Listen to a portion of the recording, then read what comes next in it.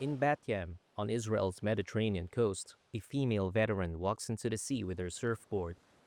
She is taking part in a surfing therapy program for those coping with post-traumatic stress disorder following military service. Her military base was overrun during the October 7, 2023 Hamas attack. וואו, הרגשתי פשוט פחד. Wow, I just felt fear, crazy fear. It's a feeling that can't be explained in words. Anyone who wasn't there will never understand that feeling, that sense that any second I could die. בלילות שקשה להירדם ויש סיוטים. At night, when it was hard to fall asleep and there were nightmares, mood swings, it hit me quite immediately. Even my family felt that something was happening, that it wasn't the same anymore. זה לא אותו דבר.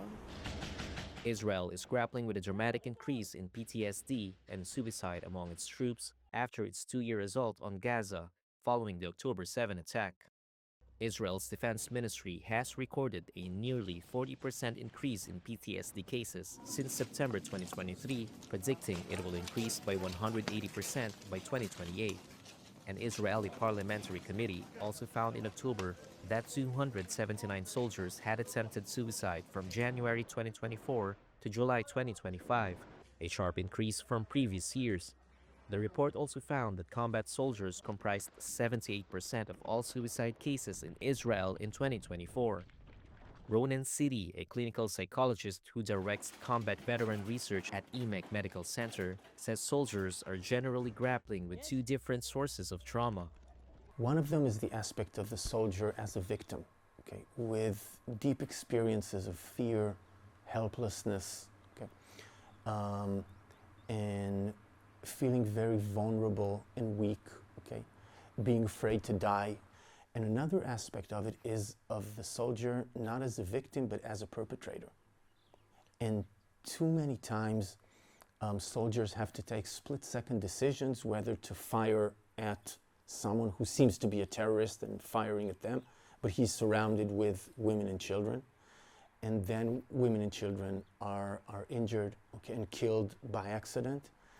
And living with the feeling that you have killed innocent people when you're 19 is a very difficult feeling. You can't correct what you have done.